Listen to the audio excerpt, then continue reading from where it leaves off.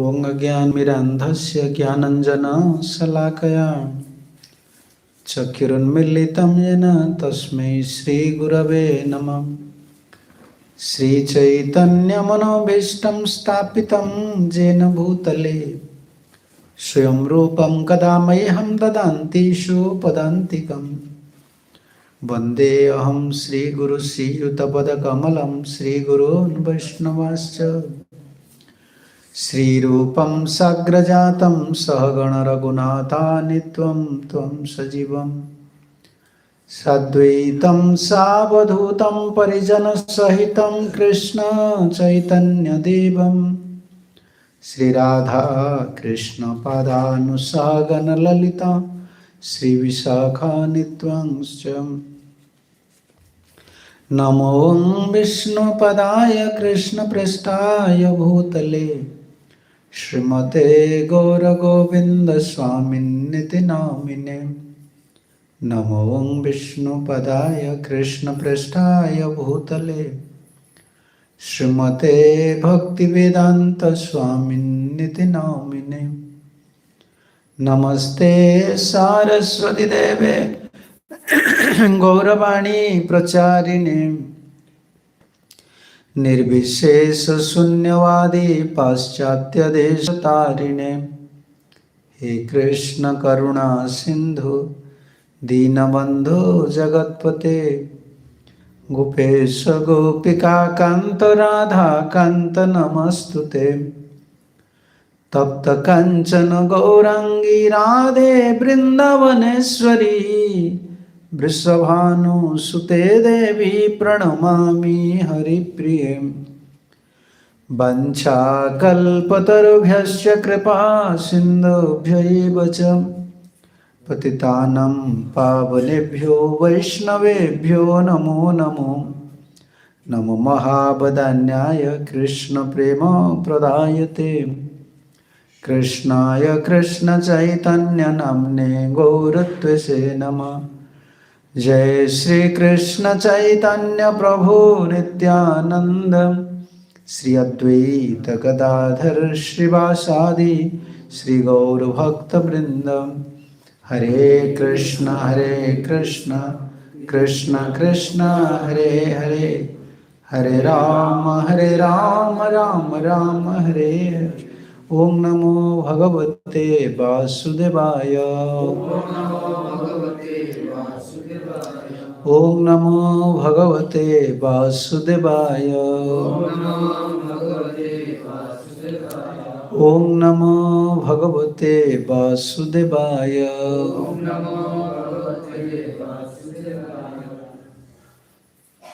Shrimad Bhagavad guitar द्वितीय अध्याय आम श्रवण करुले।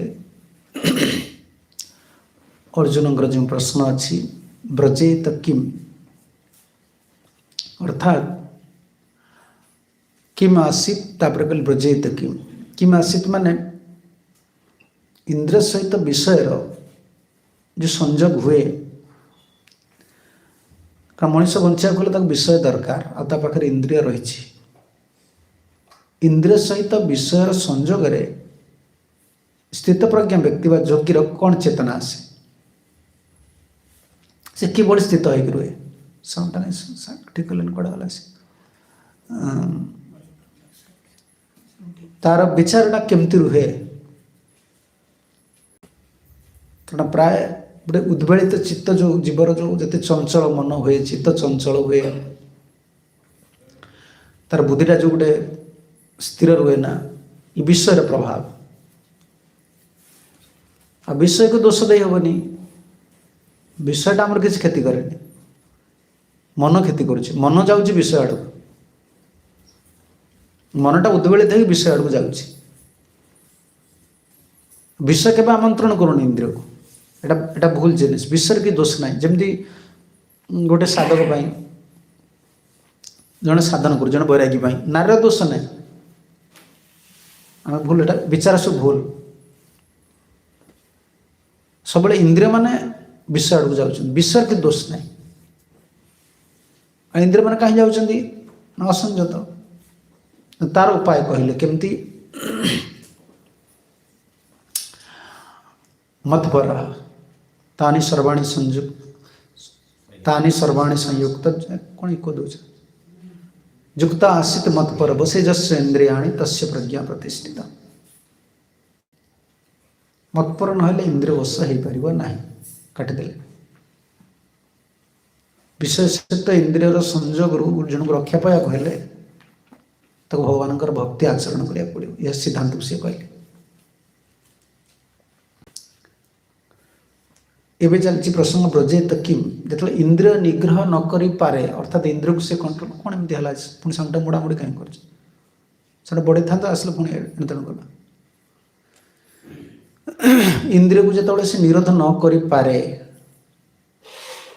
तार इंद्रिय सहित व्यवहार जो रोची से कंट्रोल करि पारुनी से जोगीर क्यों अवस्था हुए ब्रजेत किम ब्रजेत किमती चले सी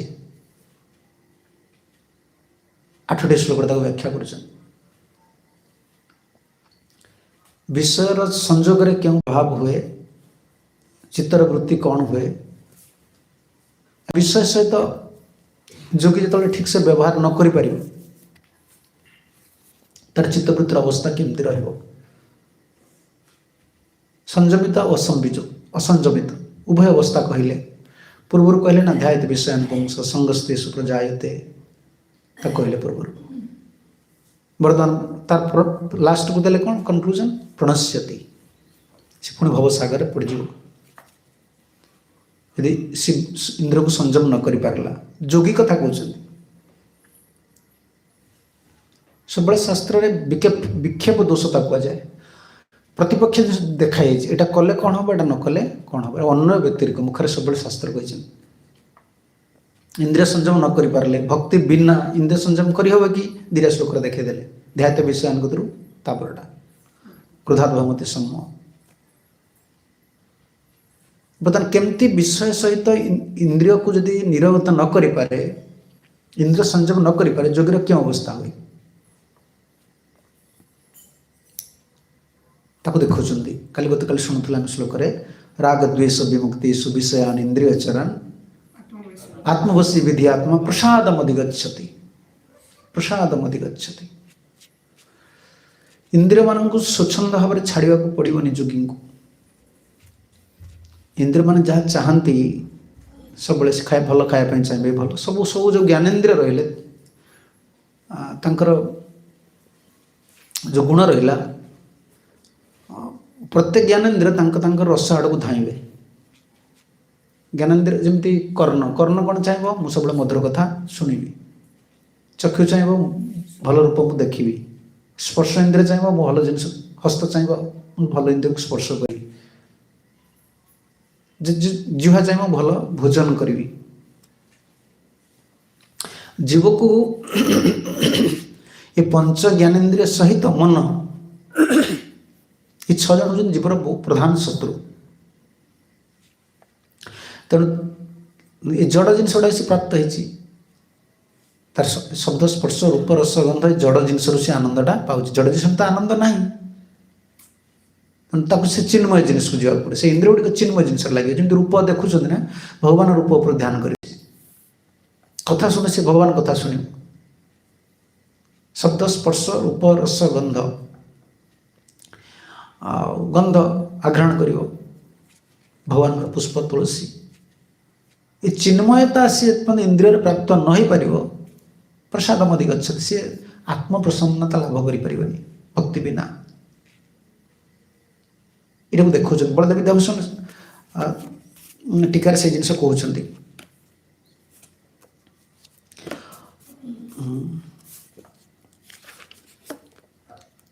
मन को जय न मनसी निर्जित श्रुतादि निर्जय अभावे न दोष इति ब्रुवन् ब्रजेत किम इति अस्य उत्तरम राग इत्यादि भी अष्टभी मन को जय न कर पारे श्रुतादि इंद्रिय को जय न कर पारे कि दोष हुए मन को जय कर पार मनटा को जय कर देच किंतु अलग पंच ज्ञान इंद्रिय को जय करना दोषटा कौन आस शास्त्र सब देखुच ना पूरा टिके कर भगवान देखी दूसरे तो माइंड तो कंट्रोल कर देच कि सेंसेस तुम कंट्रोल ना तो तुम कौन अवस्था हो से देखुं ब्रजेत किम केमती से आचरण कर माइंडटा कंट्रोल अच्छी एसेंस गुड़ा कंट्रोल ना तेरे से केमती से लोक जोगीटा बंचुची तो 8टी श्लोक देखिए ये आरंभ कले विजित विहित इंद्रियो मदर्पित मना परमार्थ विच्युतमिति उक्तम। बाह्य इंद्र को से जय कर देछि एटी कौन कहते मन स्थिर अच्छी इंद्रिय गुड़िक यदि असंयत अच्छी जोगी केमती चले बर्तमान कहते विजित इंद्रिय ओपी जना पड़ी से मन इंद्रिय गुड़िक बाह्य इंद्रिय गुड़ा सब संयम कर जना पड़ी कर कहीदेले ना सीधा बलदेव सुन विजित विजित विजित बहि इंद्रियोपि मद अनर्पित मन परमार्थ विच्युतम से इंद्रिय गुड़ाक बाहर सब जय करनेला किंतु तार भगवान प्रति अर्पित चित्त नहीं सी परमार्थ विच्युत हम बर्तमान तुम ना जमी तुम्हें बर्तमान तुम इच्छा होनी भल जिन खायापी भल जिन देखापी तार अर्थ नहीं इंद्रिय से गुड़िक वृत्ति को छाड़ी देछि ना इंद्रिय मानकर शुद्धता बा इंद्रिय मानकर जो पाटव शक्ति गोटे अच्छी इंद्रिय मानकर पट्टू माटी गुड़ा कहते पट्टू माटी इंद्रिय मानकर पाटव शक्ति अच्छी पाटव शक्ति माने इतने माने फोर्स माने बलवान जमी गोटे चक्षु इंद्रिय केते पाटव शक्ति जे देख गोटे लोक मोबाइल घंटा घंटा 10 घंटा 5 घंटा 8 घंटा से देखिपारे कितना तार शक्ति रही है भौतिक जिन लगी कि परमार्थ जो पाटव शक्ति दरकार जो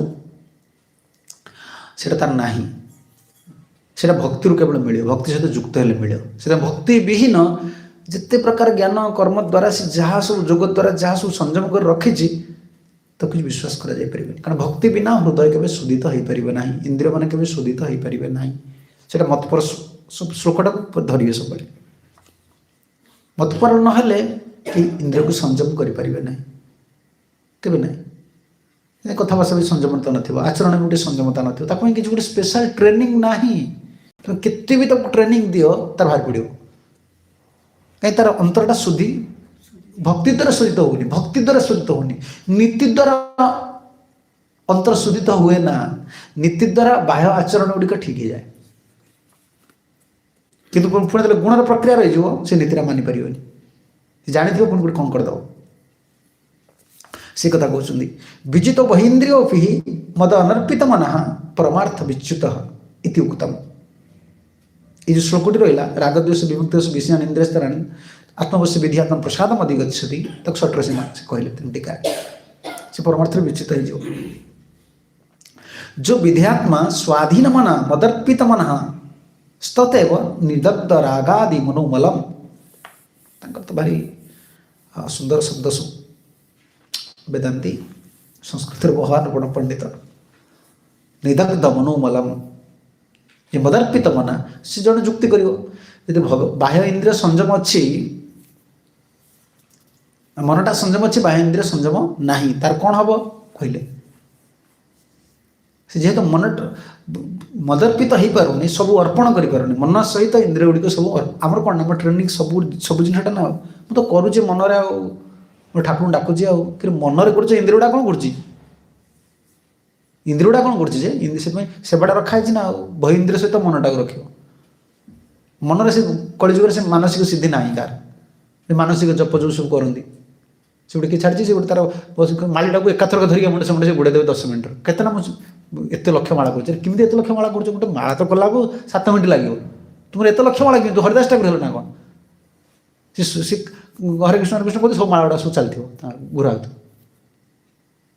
युड़ा तो सब परमार्थ जिन आम एगुड़ा आम आचार्य मान सब रिजेक्ट कर बहुत स्ट्रिक्ट आम आचार्य अनुगत चलु सब गोटे जिन मन रखिए आम शास्त्र अनुगत चलुन कलिजुगे शास्त्र सब जिन आम कलिजुगे मानि पारू ना कारण आम अधिकार ना कहीं भी करें शास्त्र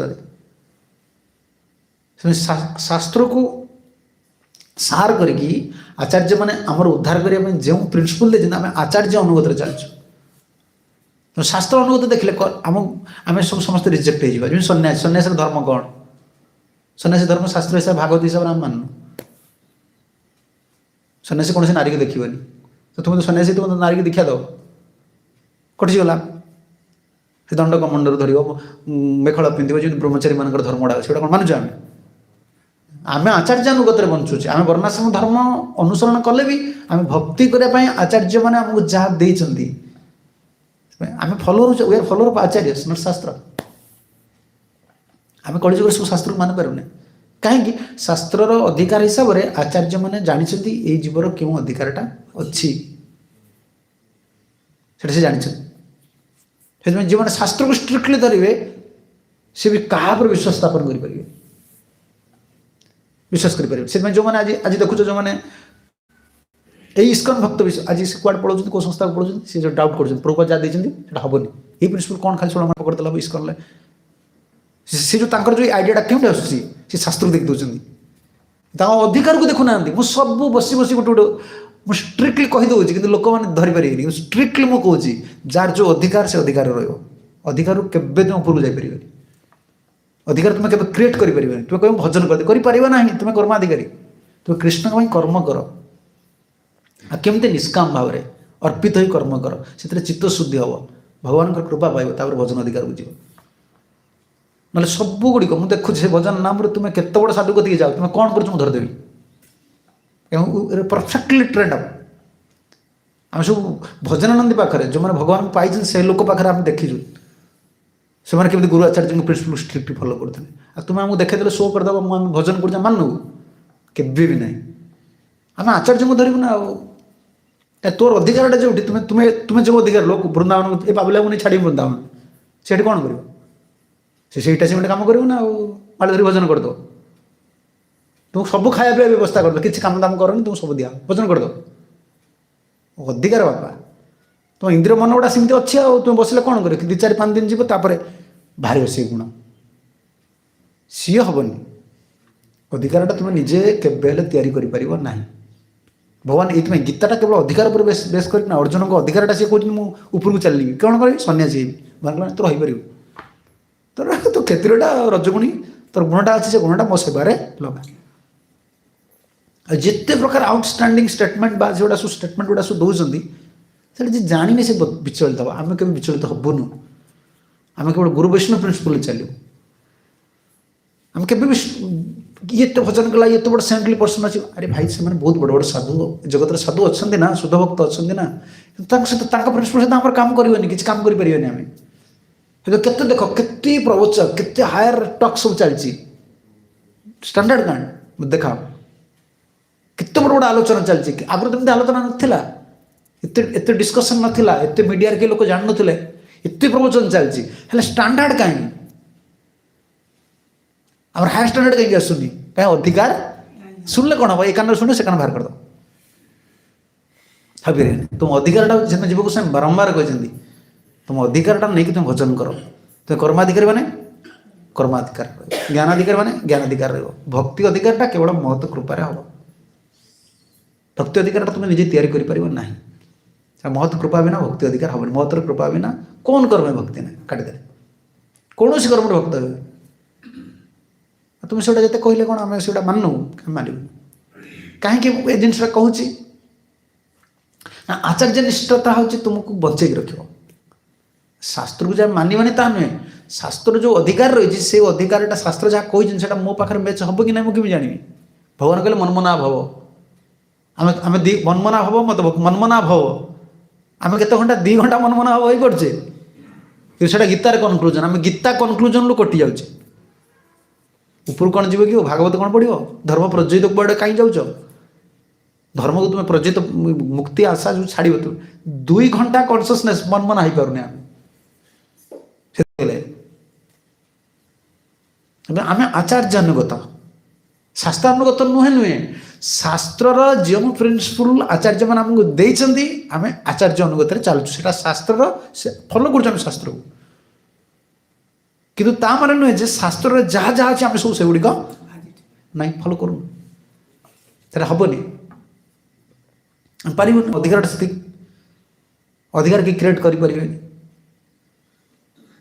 से यही कथा से कहते परमार्थतार विच्युत हम जे विधियात्मा स्वाधीन मना मद अर्पिता मन एटी कहले ना आत्मवश्य विधिआत्मा विधिआत्मा शब्द को अर्थ कर विधिआत्मा कौन एटी कहते विधिआत्मा स्वाधीन मना मदर्पित तद मना जे मनटा को मत अर्पण करेछि तार कौन हम एव निदग्ध रागादि मनोमलम परिभाषा सुंदर निदग्ध रागादि मनोमलम मनर गोटे मल रही मनर मल कौन मनर मल है कामना क्रोध लोभ एटा मन मल आम अन्न डाली सब्जी खाई दूचे मल भारी पड़े से शरीर सुस्थ रही जार जिते मल जा कहते शुद्धि तार देहटा से शुद्धि टेस्ट कौन कराए आजिकल जहाँ टेस्ट कर डॉक्टर को आण तो मलमूत्र आण दीटा बाई प्रडक्ट रू से धरा पड़े तार रोगटा मलमूत्र परीक्षा होता ना नहीं से धरा पड़े तुम शरीरटा कौन अच्छे तुम्हें निजे जानीदेव तुम मल जानीदेव तुम देह केमती अच्छी आम यदि ज्ञान तो नहीं खाली खाली खाली खाइबी सैला तुम मलू तुम जानीदेव तुम देह केमती अच्छी तुम शरीरटा कौ अवस्था को गला जब भोजन करुचे मलटा बाहरी जाऊँगी मल रंशटा रोचे से भजन कले बा संसार विषय को भोग कले तार मल अच्छे शब्द आम विषय को भोग न कले देखुचे ना नहीं गोटे देखुचे गोटे पर धन को देखुचे गोटे नारी की देखले गोटे भोजन देखले मन मल नहीं तार इंद्रिय पांचटा ज्ञान इंद्रिय लगी सब विषय मन मल नहीं कौन जोगे था ज्ञान नहीं था जाड़े देखीदेल जिनटा देखीदेल तार मन मल रखले कि नहीं से मन मलटा दग्ध केमती हम मनर मल है ये छाड़ कामना क्रोध लोभ अदृष्टम अश्रुतम भावा नतेषु उपजायते पहिल गीतार भगवान कहते आमर पूर्ववाचरित मन को जो भावनाटा आसूची न देखा जिनस मन के आसबनी न शुणा जिनस मन के आसबनी मन को जो जिनटा आसी से देखी जानी देखने जान से मन को आस तेना मन कौन कर जहाँ देखुची जहाँ जानूँ सब फोटोकॉपी कहना फोटोकॉपी कर रखु सब ता मल मनर मल से केमी जीव ये कहले मदर्पित मना मदर्पित मनस्तव निदग्ध रागादि मनोमलम रागादि आसक्ति आदि राग द्वेष बुझीदेव ये राग द्वेष कहले ना राग द्वेष विमुक्तेषु राग द्वेष मुक्त हम केमती मुक्त हम ये कहले मो पाखे मनटा को अर्पण कर मदर्पित मना एवं निदग्ध रागादि मनोमलम मनर जो मल राग द्वेष आपको त्याग कर इम्पोर्टाट है मदर्पित मना खाली शुणीदे भल लगे कहीदेव मोर होनी भगवान चरण में मन रही अच्छी स तो आत्मवशयी मनो अधीन एवं राग द्वेषाभ्याम विमुक्ते सी ही केवल ये राग द्वेष विशिष्ट भाव में मुक्त हो पार न भक्ति बिना यहाँ हो पार ना विमुक्त इंद्रिय श्रोतादि विषयान निषिद्धान शब्दादिश्चरण भुंजेन अपि प्रसादम मतलब हृदयता तार शुद्ध ही सी जिते दिन बंचो से शब्दादि शुणव कि नहीं किसी जिन स्पर्श कर कि नहीं किसी भोजन कर कि नहीं आम जिते दिन बंचे ज्ञानेन्द्रिय गुड़ाक तो कम कले बचा ना बचो केमती से कह ना ना हृदय द्वारा भक्ति द्वारा हृदय शोधित हो गला रागादि मनोमल पलैब तापर तुम विषय को भोग कले भी विषय पर जहाँ ये कले भी सी बंधनर कारण हेनी से प्रभुपाद तात्पर्य से लिखी भक्त इंद्रिय भोग प्रति आसक्त हो सुधा यह लाभ करें भगवान कृपाटा लाभ करें सी प्रभुपाद जो लिखिदे कनक्लूजन ये बलदेवी दर्शन जिनटा ये जान नीटा उल्टा बुझ उल्टा बुझ नहीं ता अर्थ हो शब्दादि भुंजन अपि सी तो मदर्पित मना हो गला भगवान को चरण में मन रखीदेला तार मनोमल गुड़ाक दग्ध हो गला किंतु शब्द स्पर्श रूप रस गंध को तो नहीं बंचा ज्ञानेन्द्रिय को नहीं जिन बंचा तो शुणा खाइबा स्पर्श करवा तार से कौन आसक्ति आसबनी कारण मनर मल चलीगला हृदय विशुद्ध होगा आसबनी आसबनी शब्दचरण भुंजन अपि प्रसादम विषया आसक्तादि मल मलानाम आगमनात् विमल मन तत् अधिगच्छति प्राप्नन्ति इत्यर्थ। विश्वास शक्ति मन पलैज मन विमल हो प्रसाद कहुए प्रसाद अधिगच्छति इसे कहले अनुभाष्य कहुई भक्तिर आश्रय युक्त वैराग्य अवलंबन पूर्वक विधेयात्मा पुरुष राग और द्वेष रहित हो चक्षु कर्णादि इंद्रिय विषय समूह द्वारा शब्द स्पर्शासी विषय समूह को उपभोग करिले मध्य भगवत कृपा लाभ चित्तर प्रसन्नता लाभ करिथारे। ये चित्तर प्रसन्नता हम से प्रभुंकर कृपार भगवत कृपा। अच्छा से गोटे सुंदर कथा कहले युक्त वैराग्य आम सब स्ट्रेस दिया युक्त वैराग्य कहीं कह बंचा घर तो विषय तुम दरकार भोजन कर चक्षुरे देख कि शुण युक्त वैराग्य हम युक्त वैराग्य तो कृष्ण संबंध में तुम रही ताहले मनर जो मलटा रागद्वेषटा आउ रहा से तुम जो इंद्रिय को भोग इंद्रिय द्वारा विषय को जी तुम आवश्यक ग्रहण कर युक्त वैराग्य से सी तुम्हें भगवत प्रसाद लाभ कर बंधन काम हेनी से कथा कहते चक्षु कर्णादि इंद्रिय समूह द्वारा शब्द स्पर्शादि विषय समूह उपभोग करले भगवत कृपालब्ध चित्तरे प्रसन्नता लाभ करिथांती कारण ताहार विषय प्रति भोग बुद्धि जनित आसक्ति रुहे नाही चित्तर मालिन्य उपस्थित हुए ना श्री भगवान ऐकांतिक भक्ति फल जो मन निग्रह हुए से भली चित्तर प्रसन्नता लाभ हुए भगवान कृपा ना गोटे चित्तर प्रसन्नता केमती आसबानी आ मनोरम जो मल गुड़ाक रही एगुड़ा विदूरित भी हेनी तेणु श्लोकटा मन रखि प्रश्नटा कौट रही ब्रजेत किम से कहते ना विषय सहित यदि इंद्रिय संयम न कर तार कौन अवस्था हम प्रता सब गोटे गोटे देखुं राग द्वेष रही तो बुझ जदि भगवत भक्ति न कला राग द्वेष मन मल रहा चित्त प्रसन्नता लाभ कर उल्टा बुझ बुझिका ना बुझ बुझिका ना से भगवान जेहेतु इंद्रिय संयम करें या भगवान को भक्ति करें चित्त प्रसन्नता आसबनी कहीं आसबनी राग द्वेष रहा राग द्वेष कहीं जीवनी कहीदे से मदर पिता मना होनी जी कहीदे ना गोटे शब्द केते सुंदर शब्द से लगे विजित विजित बहिंद्रिय भी मदर पिता मना परमार्थ विच्युतम इति उक्तम कौन हम सी बाहर सब इंद्रिय संयम करते मनटा मदर्पित हो पारनी मर्यावेशा मनोजी माम नित्य युक्त उपास सब भगवान को जो शब्द गुड़ गीतार लगी ना भारी बहुत माने प्रभुंकर निज मानटा ना अंतर को पूरा अर्जुन को पूरा जहाँ कहते भक्ति आप्लुत करने प्रभु चंदी देख बार बार से शब्द गुड़िक लगी मदर पिता आउ कौट लगी मर्यावेश मनोजी माम मई आवेश मनोजी माम सब ये सब लगी आर पुणी गोटे लगी मदर पिता के लगी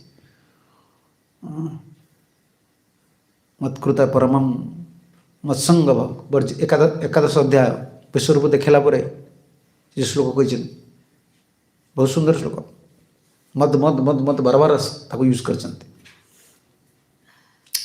तो भगवान का भक्ति बिना इसमें आमर मुख्य लक्ष्य रहा आम भजन करवा भक्त संग करवा श्रवण कीर्तन करवा कि प्रभु चरण में आम अर्पित हवा पढ़ुचे ना शिखाए शरणागति भक्तिर प्राण भक्तर प्राण हूँ शरणागति आम शिखुचे ना कि अर्पण कर जीवन को तुम्हें ज्ञानी हो चे तो बहुत कथा जान कौन कर प्रभु चरण तुम्हें समर्पित हवा दरकार समर्पित ना कि हेनी तुम्हें केते बुद्धि हाले बुझ कि नहीं जब बहुत बुद्धि खर्च कर तो बुद्धि कम ना कौन जिते बुद्धि खर्च कर काल मुड़ीदेव मनीष बुद्धि द्वारा दुर्योधन बुद्धिया कहीं नथिले सबुठ बुद्धिया था दुर्योधन संसार बड़ बड़ अमर मान आनी पाखे रखी आ व्यवहार भी एमती रखी तुम्हें कौन कह तो व्यवहार धरी दौन लोक व्यवहार दुर्योधन कपट व्यवहार किए धरी पारे बलराम धरी पारे आको प्रसन्न करदेला खुशी करते से ट्रिक पेला भगवान अर्पित नहीं धरा पड़ा शेष बुद्धि द्वारा किसी हेनी जिते तुम्हें बुद्धि हम अर्पित ना मर्यार्पिता मनो बुद्धि केउंडी रहिला ए श्लोक जो मदभक्त समय प्रिय क्यों भक्त मोर प्रिय से बोल कहले नहीं से श्लोक दश अध्याय मर्यार्पिता मनो बुद्धि समय मदभक्त में हाँ जो भी भक्त समय प्रिय किए मोर प्रिय भक्त किए मोर प्रिय सब अर्पित शब्द गुड़ा लगुच ना सब गुड़ाक आ तुम तुम गोटे कौन अच्छे मोर मोर एटा कर तुम कौन टा कर मोर तो भगवान को अर्पण कर जहाँ हे सब कर सब कृष्ण काम मो कामटा मुझे अर्पणटा माने कौन अर्पण अर्थ है तुम दायित्वटा को तुम्हें छाड़ तुम दायित्वटा को तुम्हें छाड़ तुम्हारा रेस्पॉन्सिबल किसी ना तुम रेस्पॉन्सिबल कौन गोटे तुम जहाँ कर कृष्ण कर तुम इच्छा गोटे कौन रहा अर्पित हो पार अर्पित न पारे सब समस्या जहाँ हूँ कृष्ण की इच्छा रोचे ना तुम कौन कर अर्पित जिनसा अर्पण जिनसा समर्पण समर्पित बारंबार लगुच ना चित्त समर्पित कर मन समर्पित कर बुद्धि समर्पित कर गोटे नल हो पारे प्रार्थनार अर्थटा कौन ये भगवान को प्रार्थना करे माने कौन ये तले पड़ी प्रणाम कर अर्थटा कौन ये जो प्रणाम कर अर्थटा कौन ता अर्थटा हाँ समर्पण कर हाँ समर्पण करदे तो पुणी चिंता तुम कहीं यहाँ है एमती हम से मठ केमी चलो क्यों पैसा आसो से माड़ी गड़ी कथा चिंता करे क्यों पैसा आसो कौन हम आ गृहस्थ चिंता करे मो पुआ बाहर केमी मो झी बाहर केमी हम अर्पण कौन है किसी अर्पण ना तुम्हें तो चिंताटा रखुच जे विश्व ब्रह्मांड चलो से मठ केमी चलो जाना आमर कौन दरकार अच्छे चिंता करें चिंता करें से चिंता अलग प्रेम से चिंता करें स्नेह चिंता करें जो चालाकिया बुद्धि करेंगे चतुरिया बुद्धि करेंगे चिंता कौन करें आमर अच्छे आम तो सबुदिन जगत रही कि आम सबुदिन रही ना जब सब समस्ते भविष्य कथा चिंता करते कई किसी करते भविष्य में मो पिला मनीष हो कि नहीं ये तोड़ घर कहीं करी यदि गुरु मैंने चिंता करें भविष्य छुआ गुड़ा मुझे पढ़ीगला मैंने सब छाड़ी छुड़ी कौड़े कौन खराब कम करेंगे कौट कौन करेंगे भगवान देखिए कि नहीं सी भी ठाकुर रखते जगत किसी काम भविष्य चिंता कले किसी काम हो पारे आम कम प्रेजेंट पर फोकस करके चलिए आम जीवनटा हूँ आज मुहूर्त कौन हो हिसाब ना काल एमतीका कौट ठेलिक नहीं पकड़ दो राधाराणी से पद गाऊना कि कार भक्ति न ठाकुर से प्रभु भगवान भूली गले काल सागर धाए नहीं पकईद सागर को नदी फोपाड़ा बेड़ा फोपाड़ दो ये कहीं चिंता कर अर्पित हुआ मरे अर्पिता मनोबुद्धि आ से रखिले से श्लोक मद अर्पित पुणी कहले तस्मात् सर्वेषु कालेषु माम अनुस्मर युद्ध तापर हाँ गीतार बाड़ी बाड़ी कहते हजार कथा कहला मान ना आम सब देखीचु जिते तुम गुरुदेव जहाँ पचार गोपाल सब समर्पित होमती हम ना आम आम सेवा कर गोपाल जहाँ कर भगवान जहाँ कर भक्ति हम कि ना मो बंची कि ना कौन कर कहीं चिंता कर कौन कर तेणु आमर दायित्वटा जहाँ दायित्व दी जाइए दायित्वटा है गुरु वैष्णव सेवा गुरुंर आदेश पालन आम से चलिए सीटा को परफेक्ट करा चाहे अलग रेस्पन्सिबिलिटी सब कृष्णकर बस से श्लोक कौन कहले तस्मात् सर्वेषु कालेषु माम अनुस्मर युद्ध च मर्यार्पित मनोबुद्धि हाँ मनोबुद्धि तापर नाई से मर्यार्पित मनोबुद्धि नहीं से तस्मात् सर्वेषु कालेषु माम अनुस्मर युद्ध च देख आ गोटे शब्द कौन रही मावे नाई ना से बोलो से श्लोक से आ देख से श्लोक कौन अच्छे तेणु ये मर्यार्पित भगवान बारंबार कहते आबल विद्या संस्कृत टीकार लिखिले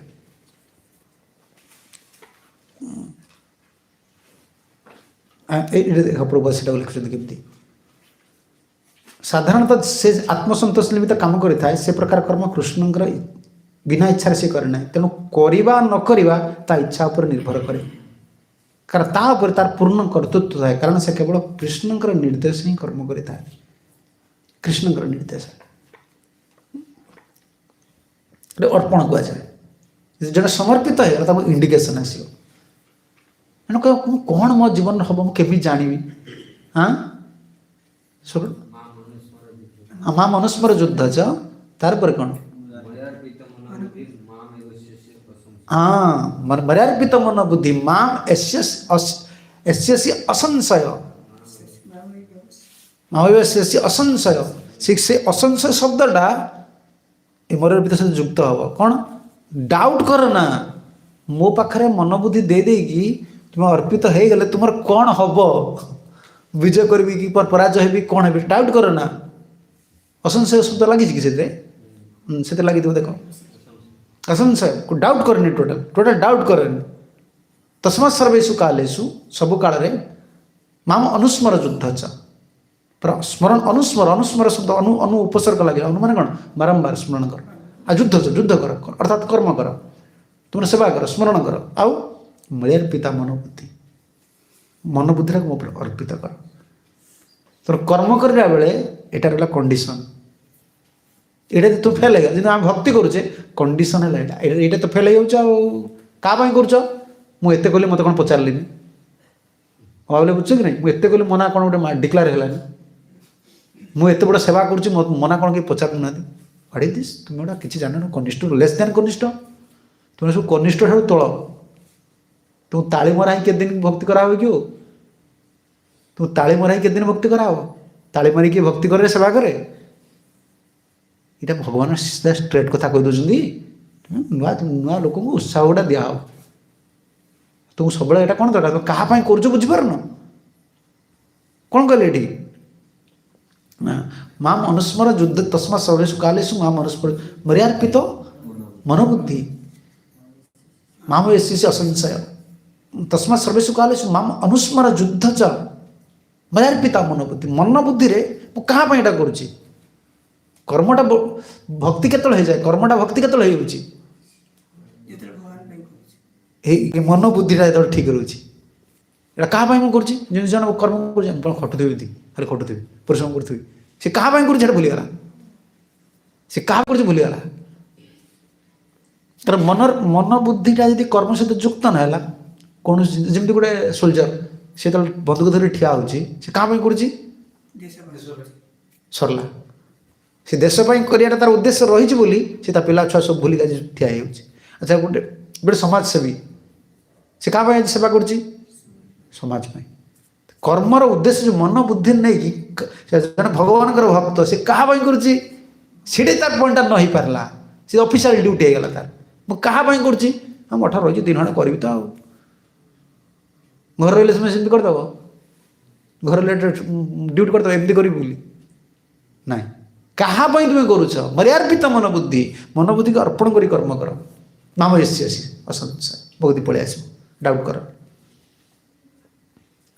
गीतार बाणी गुड़िक सब लगे पड़े ना भक्ति भक्ति पर अर्थ सब गीता मुझे कहनी कि गीतार भागवत प्रयोग करें मत भल लगे से स्वतंत्र गीता कह भल लगे भागवत क्यों श्लोक गीतार क्यों लगे प्रयोग करा से बहुत सुंदर लगे भक्त समाज सब लगे जमी सब मन कृष्ण पदार बिंदय से गीतार क्यों श्लोकटा से सब लगे से बहुत लगे रुचिकर मत लगे स्वतंत्र गीता ये तो बहुत बड़ा ज्ञान ना मर्यार्पित बार बार भगवान गीता आहरी क्यों अच्छी मर्यावेश मनो जे मदर्पित आर क्यों मोर मन पड़ी अच्छी अर्पिता ये लिखले आमर मन पड़गला सीधा समुद्र टीका प्रहलाद शिक्षार जो कर्म कथा पढ़ुचे ना पढ़े जिनसा ना क्या करुच से भक्ति ठाकुर जो पदटा गाइले कौन संसार संसार बोली मिछे गला काम लाभ न होइला कि घटिला जंजाल कार लगी अत करी ना घोचिल भ्रम कर्मटा जी क्या लगी कर जापर क्या लगी कर जापर से आम क्या लगी कर्म करुचे बुझीपार भक्तिटा क्या करुचे प्रहलाद शिक्षा जो रहा ना श्रवणम कीर्तनम विष्णु स्मरणम पाद सेवनम अर्चनम मंत्रम दस्य सख्यात्म निवेदनम इति पुंसार्पिता विष्णु भक्ति चेत नवलक्षण क्रियते भगवत अद्धा तत्मन्याधितम उत्तम बापा को कहले ना बापा या श्रेष्ठ शिक्षा किसी ना कि गोटे कथा को सुदर्शन पूरा धरले आम आचार्य मैंने सब धरिकी पूरा चलैले भक्ति पर अर्थ श्रवण कीर्तन अर्चना बंदना दास्य नवदा भक्ति करिव केमिति करिव इति पुंसार्पिता विष्णु पुंस करिकी अर्पण करिवनी अर्पिता सती क्रियते न तु क्रियते अर्पिता सिद्ध लिखिछन करी सारिक अर्पण करिवनी कर्मकांड रे सब करी सारला गोटे श्लोक पढ़ती कायन भाषा मनस इंद्रिया करी सारिक करिए एटा भागवत श्लोक नवजुगंत श्लोक अर्पित कायन वाचा मनस इंद्रिया जो श्लोक ये भागवत शिशु कर्मकांड सर कर्मकांड सरले प्रभु मु आपन को अर्पण आमर सेटा नुहे अर्पिता सती क्रियते आगे अर्पण है कि कर्म कर अर्पण माने मुहजकार आ मुई भगवान कर्मटा कार हम ए तो फेल हो कौन प्रथम पाठ गुड़ा फेल हो पढ़ी पढ़ी से 12 माण चाष कर बापा धान काटा बेलू कि नथिबो गाड़ी भाविले बुझ कि तिलक मारिक चिक्कण तिलक मारिक तुम माड़ी धरिक बुल तो पाठ तो पढ़न ट्रैक्टर घूरे घूरे घूरे घूरे कान कौन धान गाड़ी ये पाठ एठी रही अर्पण हवा पड़ो तुम्हें कहार आगे डिसाइड कर अर्पित सती क्रियते सिद्ध स्वामी कहले तुम्हें कहार भक्ति केमती हम मुझे कहार भगवान कर से आरंभ है से भक्ति आरंभ है आ तुम्हें संसार रही कि हुक पकड़ ठाकुर को हाँ कनेक्शन नियो हुक पकई जाड़ के दिन मो बोले बुझ कि नहीं हुक पका तो हुक पकईदे आइलारे आइलारे आइलारे गाड़ी गाड़ी कौन इलेक्ट्रिक गाड़ी आइलारे देख खोल भल बेसी फ्यूज हम हुक लगौचे ना कार्बन हम कनेक्शन परमानेंट आण परमानेंट कनेक्शन आनला तार कटियो कटियो जहाँ सब लाइन तुम रहा परमानेंट कनेक्शन आसो आमर एटा परमानेंट कनेक्शन काम या मुझ कार कृष्णकर सैला एते संसार गोटे मोर कौनटा काम हो कृष्णकर जहाँ करुँच कृष्ण अर्पिता सती क्रियते सर तुम सब भक्ति एकादश स्कंदर जो लिखिले चक्रीपादा अर्थ खोल आखि खोल देन आम मनीष हो पारे गोटे कहते मो छुआटा मनीष है कहते मो पुआटा मनीष है कौन कि तुम्हें आम पिला गुड़ा मनीष है से गुड़ा आम मनीष हो पार आम आचार्य मैंने देते शिक्षा किए आसिक आम चैलेंज कर डाक देखा ब्रजरे कौ ब्रज हो कौटी आसिक चैलेंज कर तत्व देखा पारदब कि सब चक्रपात टिकर काटिक थोदेव पदे कथा कहीपर आमको कौन संप्रदाय आम आगे ठिया आम मनीष हो पारे कहीं आमर से संस्कार ना धरी पार ना आमर जो थोदे जाती मैं अमूल्य रत्न थोदे जाती से कहते भक्तर सब हूँ भक्ति शोवा आमर शोवा भक्ति आमर खाइबा भक्ति से लिखते मलमूत्र आदि त्याग करी आमर भक्ति आम 64 माला जप कला बेले 25 वर्ष मठ रहा आम कह मु भक्त तो है मोर कौन भक्ति कौट हम कि कहीं बुद्धि हो बुद्धिरे कहीं कहे गोटे पॉइंट हारी जाऊँगी कौटा अर्पित है कि करूने मु कहार भगवान कर तुम्हें तुम्हें भगवान कर जहाँ कर रोसे कर खाऊ क्या अरे खाली सीना भगवान सेवाटा हम मल त्याग कले स्नान कले कौन कर सेवा कर कौन है सब भक्ति चक्रीपाद उड़े दी सब भक्ति किंतु गोटे जिन मिस यही गोटे न कर पार तुम्हें कहार कृष्णकर जहाँ करुच कृष्णकर यटा को प्रभुपाद से भगवान लोक ना पूरा मेनिफेस्ट हो पूरा से सब सब भक्ति चलो बुक डिस्कसन कर एटा कर सेटा कर सब जिन सब भक्ति सब प्रभुपाद कहते प्योर डिवोशन कर स्टांडर्डटा हो प्रभु सब कहते प्योर सब प्योर भक्ति से भाया हो आ तुम्हें यदि अर्पित न हो पार कर्म गुड़ा कल तुम कर्म बुद्धि गुड़ा आसो आ तुम्हें तो अर्पित हो न तुमको पुण्यर फलटा मिल कारण भक्ति स्वीकृति किसी मिल आ ये शुद्ध भक्ति गोटे झाड़ू मारदेवा गोटे प्रणाम करवा प्रभु भिक्षा करके तुम आनिक दौच प्रभु सेवाटा कर फूल तोलुच एगुटा सब अर्पित हो कला तुम शुद्ध भक्ति गुड़ाक से सब कहते भक्ति कि आम इति पुंसार पिता विष्णु ये कटि जा भक्ति चेत नवलक्षणा अर्पित है कि नवदा भक्ति कर करी सारिक अर्पण करनी कर्मकांड नुहे आमर अर्पणटा से शिक्षा नहीं चैतन्य महाप्रभु आसिले शिखाए शरणागति भक्तेर प्राण से शिखापी आसिले ना धन्य आत्म निवेदन गुप्तृते वर्ण अवश्य रखिए कृष्ण विश्वास पालन तापर हाँ भक्ति अनुकूल मात्र କାର୍ଯ୍ୟତେ ସ୍ୱୀକାର ଭକ୍ତି ପ୍ରତିକୂଳ ଭାବ ବର୍ଜନାଙ୍ଗୀକାର ଷଡ଼ଙ୍ଗା ଶରଣାଗତି ହଇବେ ଯାହାର ତାହାର ଏଇ ଷଡ଼ଙ୍ଗା ଶରଣାଗତିଟା ସେଇଠି ତାହାର ପ୍ରାର୍ଥନା ଯେ ଭଗବାନ ଆମେ ଏତେ ଡାକୁଛୁ ଶୁଣୁନି କାହିଁ ଶୁଣୁନି ଆମ ଅର୍ପଣ ହେଇନି ଆଉ ସେ କ'ଣ ଶୁଣିବେ ଆମ କଥା ଆଉ ତାଙ୍କ ଅର୍ପିତ ହେଲେ ତାଙ୍କ ଚରଣରେ ଆଉ ଏଇ ଯେଉଁ ଦୀକ୍ଷା ନେବା ଏଇ ଯେଉଁ ଗୁରୁପାଶ୍ରଟା କ'ଣ ଚୈତନ୍ୟ ମହାପ୍ରଭୁ କ'ଣ କରେ ଚୈତନ୍ୟ ଭାଗବତରେ ପଢ଼ୁନା ଛାଟି ବୁଟି ଖାଲି ମୁଁ ଦୀକ୍ଷା ନେବି କ'ଣଟା ଦୀକ୍ଷା ନେବ କି ତୁମେ ସଂସାର ହେଇକି ରହିଛ ତୁମେ କି ଦୀକ୍ଷା ନେବ କାହାର ତୁମେ ଜାଣିନ ତ କି ଦୀକ୍ଷା ନେବ ମାଳି ଜପିବ ହେଲେ ସଂସାର ଜପିବ କ'ଣଟା ଦୀକ୍ଷା ନେବ ତୁମେ କାହାର ତୁମର ଆଇଡେଣ୍ଟି କାର୍ଡ଼ ଠିକ୍ ନାହିଁ ତୁମ ସଂସାର ଆଇଡି କାର୍ଡ଼ ଏ ଯେଉଁ ଆଇଡି କ'ଣ ଏଇଟା କହୁଛ ଆଧାର କାର୍ଡ଼ ତୁମର ବା ଲିଙ୍କ ଅଛି ସଂସାରରେ ଲିଙ୍କ କରୁଛ କୃଷ୍ଣ ଭାଗରେ ଲିଙ୍କ କର ମହାପ୍ରଭୁ କ'ଣ କହିଲେ ଗୁରୁଙ୍କ ପାଖରେ ମୁଁ ଆଜିଠୁ ଏଇ ଈଶ୍ୱରଟାକୁ ଆପଣଙ୍କୁ ଅର୍ପଣ କରେ ଭଗବାନ ଶୁଣନ୍ତି ଆଜିଠୁ ମୋର ଗଲା ମୋ ଲାଇଫ୍ ଦୀକ୍ଷା ନେଲି ବା ଦ୍ୱିତୀୟ ଜନ୍ମ ମୋର ହେଲା ଆଜିଠୁ ମୋର ଲାଇଫଟା ପୁରା ରିଜର୍ଭ ଏଇଟା reserve for Krishna this life only reserve for Krishna ଆଉ କିଏ ରିଜର୍ଭ କରିପାରିବେ ରିଜର୍ଭ ସିଟ୍ ଯେମିତି ରିଜର୍ଭ ଫ୍ଲାଇଟ୍ରେ ରିଜର୍ଭ ସିଟ୍ ଟ୍ରେନ୍ରେ ରିଜର୍ଭ ସିଟ୍ ତୁମେ ରିଜର୍ଭ କରିଛ ନା ସେଇଟା reserve life once initiated means reserve life for guru First we have to surrender, then we have to perform Navada Bhakti. First we have to surrender. Who I am belongs whether I am belongs to this material world or I am belongs to Krishna, Guru and Krishna. First we have to decide. Then it is bhakti. Whatever you are doing, that is bhakti. You are eating is bhakti. This is 11th canto. Vishwanath Chakravarti mentioning. Whatever a devotee is performing, that is bhakti. But Siddhar Swami is mentioning in 7th canto. Arpita sati kriyate. First, you should surrender at lotus feet of Guru and Krishna. Then you perform some seva. Whatever you are performing, everything is bhakti. When we are taking bath, that is also bhakti. Because why we are taking bathing? To perform some seva. This is bhakti. So important. Therefore, Mahaprabhu came. In Kali Yuga, we don't have this idea. We have like, karmic mentality. Karma kand. We are following karma kand. After performing some things, we are offering something to Krishna. No. Our principle is different. Iti punsarpita Vishnu. First, you should surrender yourself at the lotus feet of Guru and Krishna. Without surrender, nothing spiritual objects will reveal to you. It is a revealing process.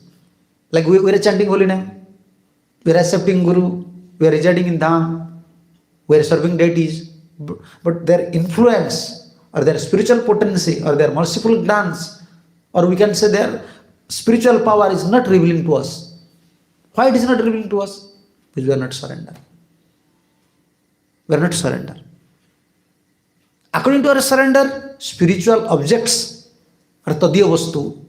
In spiritual word, we said tadiya vastus like Tulsi, Bhagavatam, deities, Guru, Dham, holy name. It depend on our surrender. Therefore, Mahaprabhu came to taught us surrender. How to surrender.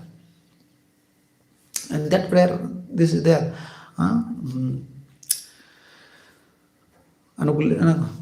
भक्ति अनुकूल मात्र କାର୍ଯ୍ୟତେ ସ୍ୱୀକାର ଭକ୍ତି କୁଲ ଭାବ ବର୍ଜନାଙ୍ଗୀକାର ଷଡ଼ଙ୍ଗା ଶରଣାଗତି ହଇବେ ଯାହାର ତାହାର ପ୍ରାର୍ଥନା ଶୁଣେ ଶ୍ରୀନନ୍ଦ Kumar.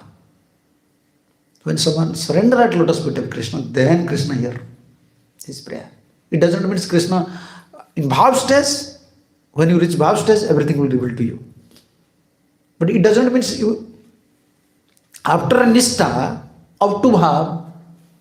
On that process, according to your surrender, Krishna will reveal to you. Before nishtita bhakti, something is revealing to you, but it is very difficult to recognize yourself. Whether this is Krishna is revealing to me or this my mind is saying something. Once you are in nishtha stage, like Prabhupada used to say, nishtha means you are now recognized devotees. Krishna will revealing something you. Now you have some like a strong determination to do something for Guru and Krishna. Now from nishtha up to bhav, according to our percentage of surrender, Krishna will reveal to you. But Mahaprabhu knows we are so weak. We are so weak. We have like separate will. Our separate will power is very strong. Any moment we can kick out. We can kick Guru, Krishna, anything. Because very separate, we can say, will power. Surrender means we have to give up our willpower. Yes, Gurudev used to say, don't abuse your independence. Once you use your give up your independence means you cannot abuse it. And that is the question of initiation. That is the meaning of initiation. Initiation means now from that day, this is your second birth, you are now belongs to Guru. And before you don't know, before you think, I'm this person, I'm belong to India, I'm belong to this one. No, now you are belongs to Guru and Krishna. This is your identity. Therefore, Dasi. You are not belongs to your father, mother, country. No, you are now belongs to Guru and Krishna. Now, process of surrender start from that day.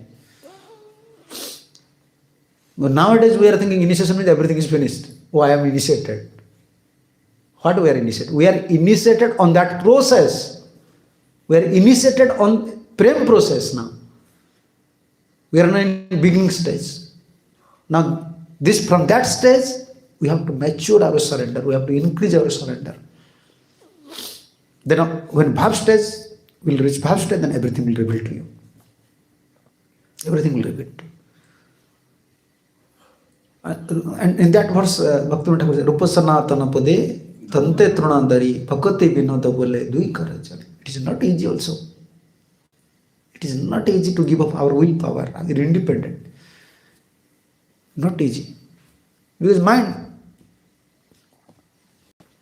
have we can say, strong determination power to discriminate what is right, what is wrong. A strong discriminate power. Immediately, even a guru is doing something. Why is doing like that?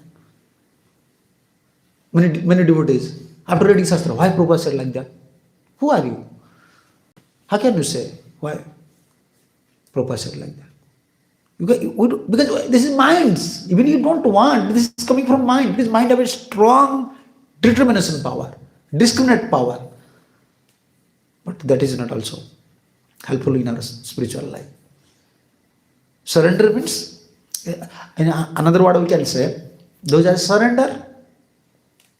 Not an easy process. Once you surrender means, you lose your independence. You don't have any independence. Now you are in path of simplicity. In path of simplicity. You don't know. Why I cannot ask now? I don't know what is happening, what will happen to my life, what I will do, how can I get bhakti. It is up to now Krishna. And my only duty, just to serve, just to follow Guru and Krishna's instruction, Shastra's instruction.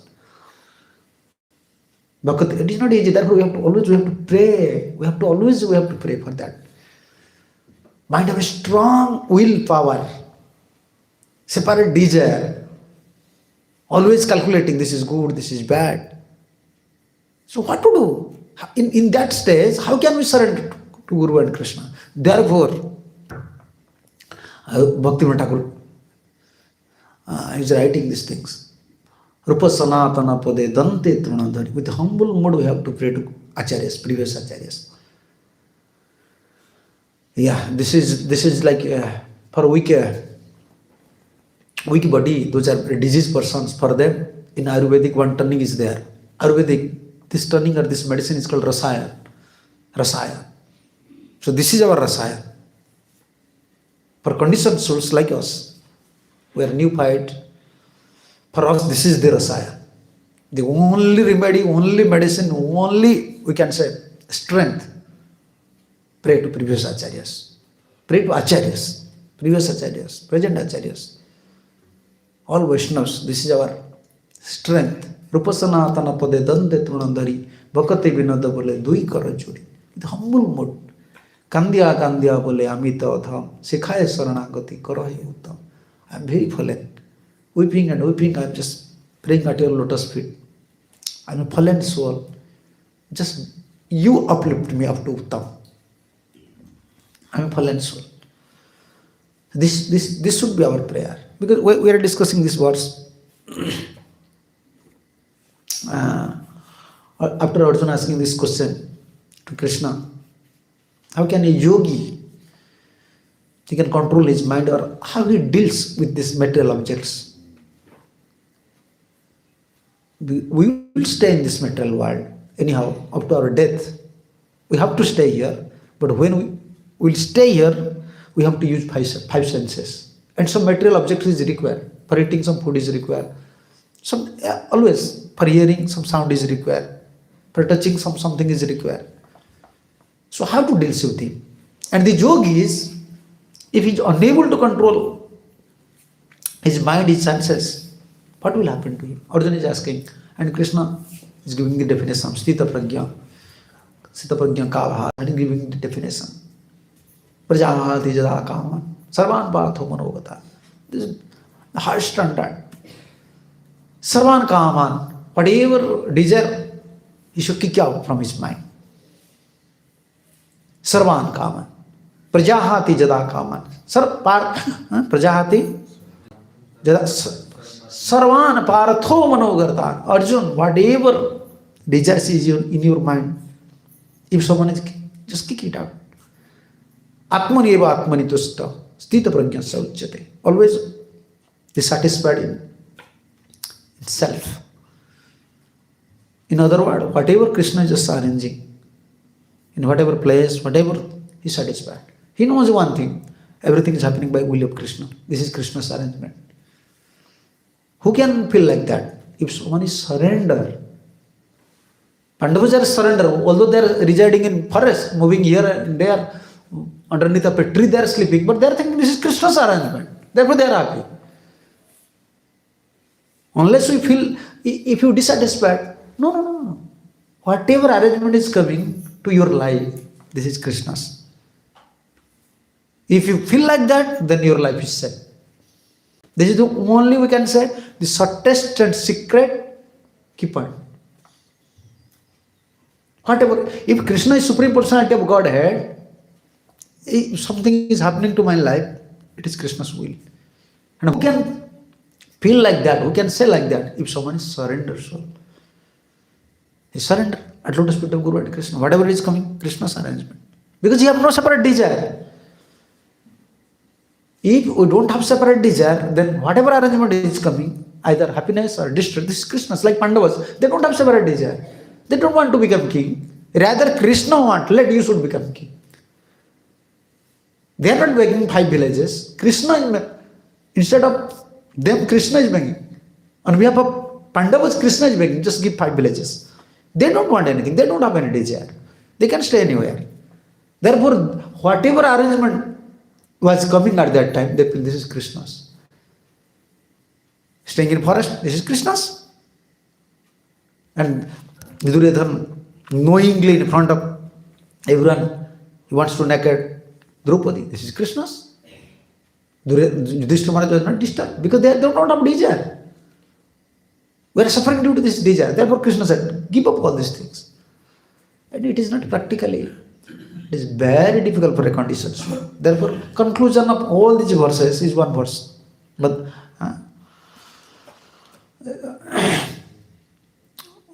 Matpara Tani Sarvani Sanjamya Jukta Asita Matpara Basijasya Indriyani Tasya Pragya Pratishtha. You can control your senses, you can control your mind.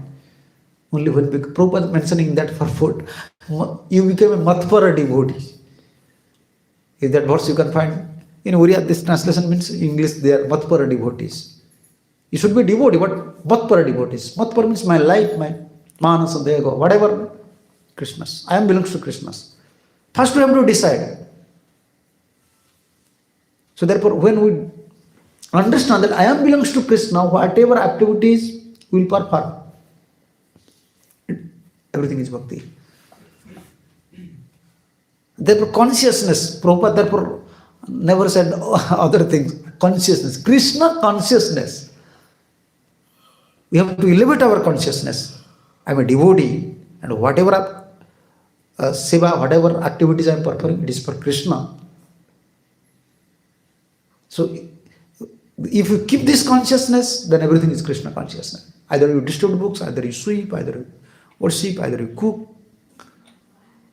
But we have to understand, I am belongs to Krishna and all my activities for the pleasure of Krishna. For the pleasure of Krishna. No separate desire, no separate will. But it is require prayer, enough prayer. We want always support, like we are discussing. We are very weak. Strong, we are very strong for enjoying our senses. For enjoyment, You cannot say weak body. No one is saying I am weak, I cannot enjoy. In material world, no one is saying like that. I am weak, I cannot enjoy. No, he is most weaker person, he can enjoy. But once you become devotee, he says, I am weak, I cannot do. Why weak? What weak? Why you feel you are weak? Your mind is weak. Prabhupada says, he's 70-year-old, he don't feel weak. All his words, even more like 18-year, 20-year young guy, he cannot speak like that. Always forceful words. He don't feel weak. He says, you can say it's a bright example. What is Krishna consciousness? Why you feel weak? Now everyone wants to retire. Oh, I want retirement. What is retirement? What retirement? What retirement? In spiritual life there is no retirement. Always engagement. Your hand, your leg, it is moving means you have to do something for Krishna. That is our life. Prabhupada never allows us this thing. And neither all acharyas, they will happy with all these moods. This is laziness. Spiritual laziness. Another term, this is weakness of our mind. I cannot do, I am weak. Why we are weak? No, I am Krishna. I am Krishna's. I am Guru and Krishna's. Then you feel strong. If you know one thing, always you feel strong. Although you are disqualified in other aspects, we are not qualified like Pandavas. We are not qualified like Sudama, Draupadi. But still, one Abhiman, this is called Abhiman, I don't know, this is real ego, you can say in English. Krishna Das Abhiman, Jayananda Sindhu, Koti Brahma Sukhanai, Tareka Bindu. The Brahmavadis, they are meditating. Are Brahma. But those, what to speak of a devotee? If a devotee have a real ego, that I am Krishna's, he is drowning in bhakti. Koti Brahma Sukhanai, Tareka Bindu. Such pleasure is not equal to one drop of this Brahmavadis. So much happiness. We don't have, we can say, we don't have real ego, real pride for Guru and Krishna, for Parampara, for Acharyas. Yes. Therefore, we don't have taste in our life. We feel always weak, we don't feel taste. We don't feel this life is so tasteful. Full of taste. So unless we surrender, it is not possible. And without bhakti, the conclusion Prabhupada always mentioning in all those verses in the second chapter, Prabhupada mentioning, without Krishna bhakti, and all acharyas, they are saying something. Without Krishna bhakti, it is very difficult to control your mind, your senses, and to get also higher taste. Without higher taste, same problem. Same problem. Prasadam adhigacchati. Atmasya vidyatmam prasadam adhigacchati. Ragadisvi vimuktisu visayan indriya chara. By bhakti, we can give up these two things, raga and dvesa, attachment and, how can you say, enmity, dvesa, this enmity, both are bondage. How can we free from these things? Only by devotion. Therefore, our special this Gaudiya, the Vaishnavism, the path shown by the Acharyas, especially our Sampradaya, everything is there. Everything. And all our Acharyas, they are so kind to us. They are so kind to us. They bring the essence according to our standard. You know, there are so many vitamin things. How can you say? Vitamin things. Very nutritious, you can say. You can understand. Very nutritious foods are there. But you are weak. You cannot digest it. You cannot digest it. Because you don't have power.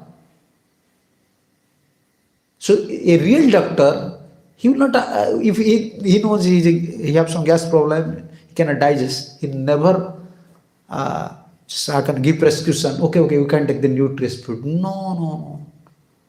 In Kali Yuga, we cannot perform this Raganuga Bhakti, other things. No. Raganuga Bhakti is there, process is there, but mostly we are weak body. So prescription, doctor knows they cannot digest. They knows. These principles adopted by the acharyas, actually it is revealed by Krishna. It is revealed by Krishna. Therefore, those are not acharya anugata, acharya nishta, acharya upasana.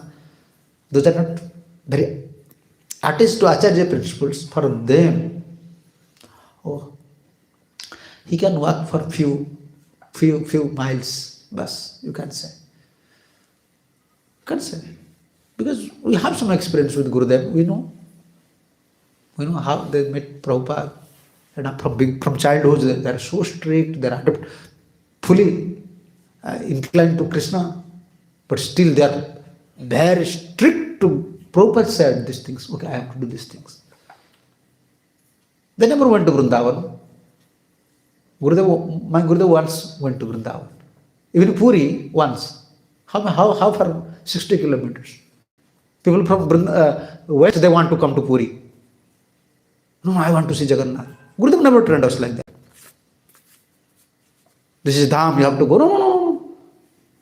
We are Acharya Upasana. Our service. It doesn't mean we cannot go there. No, our service is important. Never allowing us. You can go. At that time, no one is allowing to go to Vrindavan, Puri. No, this is my Guru's place. Prabhupada came here. You have to serve. Let's finish. No jatra, no other things. No, never allow us. We trained up like that. With Acharya Upasana, Acharya Nishta. That gives strength. And that rectify our mistakes and gives realization also. That when we stick to Acharya Upasana, we can rectify ourselves. Otherwise, individually you perform so much bhajan, so much parikrama, whatever you may do, you cannot rectify yourself. Because we are weak. How can we are not doctor, we are a diseased person. How can we correct ourselves? You want mercy.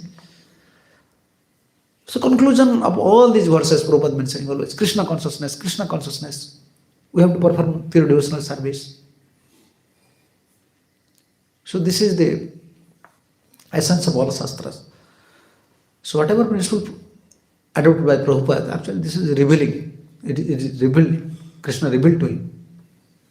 If someone is very strict to Acharya principles, situation, how can you say, within 10,000 years, so many problems will come. When Krishna was there, problem was there. When Krishna was there, problem was there. Always problem was. So problem, it was there, it will be there. Now some problems are there. But for whom there is no problem? Those are following Acharya principles, for them there is no problem. Problem will come, problem will go in his own way.